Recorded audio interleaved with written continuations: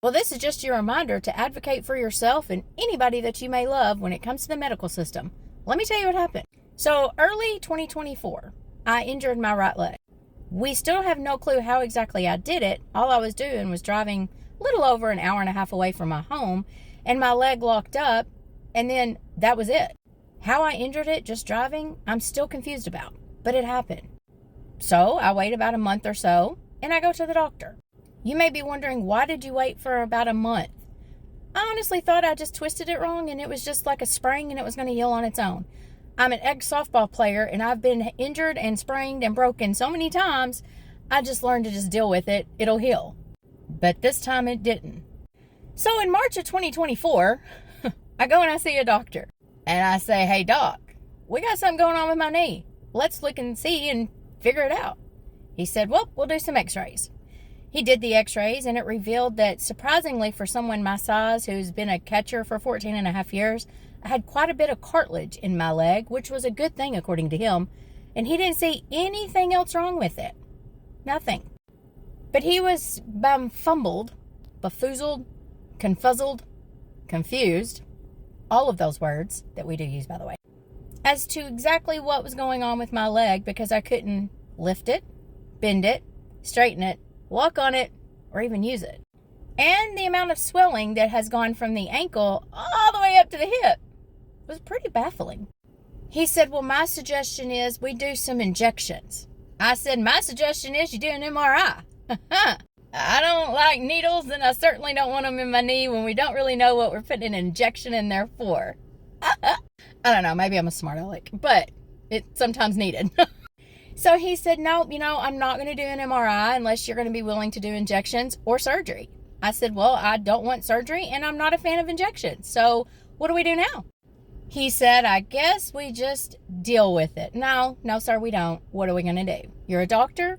Your job is to fix, help, and heal. So fix, help, and heal. No, that's not exactly what he wanted to do. So I suggested physical therapy. I suggested it. The patient, not the doctor. So he sent me to physical therapy reluctantly, but he did nonetheless. So let's fast forward to January of 2025. I've been in physical therapy since May of 2024 because for some reason that's how long it took me to get in there. I've also had to take antibiotics and tons of steroids since March of 2024 to try to help my leg. Well, finally, because I kept asking and asking and asking, and then I reached out for a second opinion. Please know, second opinions are so important, y'all. I was finally heard from another doctor who said, you should have had an MRI a year ago. Yes, sir, you are correct, I should have, but I didn't. He did an MRI yesterday on January the 16th of 2025, and it was discovered that I had a small tear in my posterior medial meniscus and a large joint effusion on my right knee. To think I could have known about this a year ago instead of suffering for a year that I have gained weight because I can't walk and exercise like I was, a year that I have stayed swollen and in pain, a year that I've had to shove steroids down my body. It's been a year of agony, and I've dealt with it because I know that I'm stronger than that. But I had to advocate and beg, and finally I was given an MRI that took 45 minutes. Well, actually it took a year and 45 minutes. So now I get to see the new doctor, and he's going to discuss our options, which at this point I've been told is explorative surgery, possibly something that can help repair the tear if it's big enough. I don't really know how big it is yet.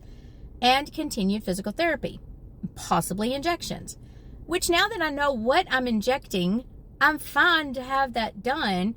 I just didn't want to put needles in my knee for no reason. So the whole point of this lovely video is to let you know that if you've got something going on with your body, there's not a person on this earth that knows you any better than you know yourself. If something is off, if something doesn't feel right, if you're hurting and no one wants to listen to you, keep pushing till they do. Don't just settle for, this is what you got to do. Keep on, because eventually somebody's going to listen to you. I learned when my daughter was 16 years old, and she is fixing to be 28, that when it comes to your medical health, if you don't advocate for yourself or someone else, most people are just going to take it and run. They're not going to care. And you're not going to get healed. You're going to keep going back, and they're just going to keep shoving medicine in your body. That's not always the answer. My daughter would not be here today if I had not have kept advocating for her when she was 16. She almost died, and not a doctor one was listening to me. And me, I wouldn't know what's going on with my leg had I not just kept begging and basically annoying the doctor until he finally gave me an MRI. A simple 45-minute test that told them what was going on with my leg. Now when I go back to physical therapy, we know what we're doing, and we can alter the physical therapy to meet the needs that I have to help my leg heal. So with that being said, please, you have a voice. Use it. If you love someone that doesn't have a voice, be their voice. Help everyone, including yourself, when it comes to your medical, because if you don't, nothing's ever going to get done, and you're going to keep suffering. I didn't mean to make this a really long video. I was hoping I didn't have to, but anyway, please advocate. Just speak up and speak out and ask. Never be afraid to ask for a second opinion, okay? Anyway, you guys have a great day.